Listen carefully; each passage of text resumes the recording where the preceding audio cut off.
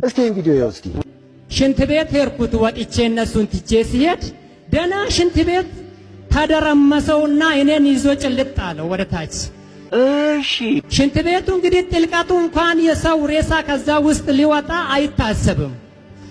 አሁን ጩኸቱ ሰማችና የሽንት ቤት ጩኸት ሰማችና ባለቤቴ ውይ ብላ ወጣች። እሺ ትወጣ ወዳ ወዲህ ስታይ እኔ ልታገኝ አልቻለችም። ማታ ሽንት ቤቱ ስታይ ቁልቁል እኔ አልታይም። ከዛ በኋላ እግዚአብሔር መቼም ሽንት ቤቱ ወደታች እየሰመጠኝ እዚህ ጋር ሲደርሰኝ ምን እንደያዘኝ አላቅም። ከታች ታኮ ነገር አገኘሁት። እውነትህን ነው?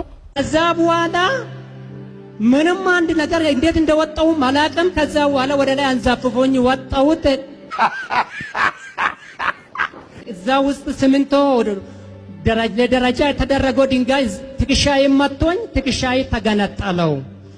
ስጋና አጥንት ተለያየ። ሐኪም ቤት ሪፈር ተባልኩ። እኔ ሪፈር አዲስ አበባ መስፍኔ ጋር ጻፉልኝ አልኩት።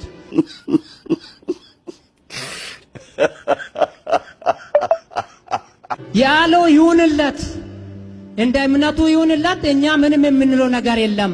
ሄድ መስፍኔ ጋር ሪፈር፣ የኛ ሪፈር ለአንተ ምንም ሊጠቅም አይችልም ተባለ ዶክተሩ። አይደል? ቅባት ተሰጠኝ። ቅባት ሲሰጠኝ ቅባቱን እየቀባው በስድስተኛ ወር ዳንኩና እዛ ሆስፒታል ተመለስኩት። እንጂ ታድለሃል አንተ። የት ሄደህ ነው? ሪፈር ሄጄው ነው። የት? መስፍኔ ጋር አዲስ አበባ። ታዲያ የተሰፋበት ቦታ አይታይም።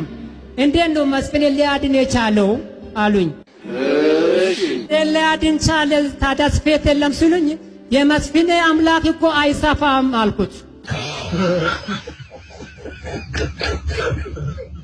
እሱ የተለያየው አጥንቱ ሁሉም ጠግኖ አቁሞ ነው የሚያስገደው እንጂ ጠባሳም አይታይም አልኩት።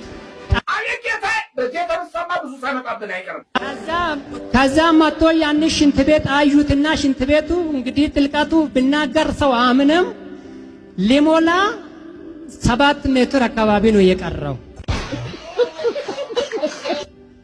ያን ከዚህ ውስጥ ይሄ ልጅ ያንን ሁሉም አደጋ ደርሶበት ነው የወጣው ተባለ። አዎ እኛ ምንም አንልም ብሎ ውልቅ ብሎ ሄዱት።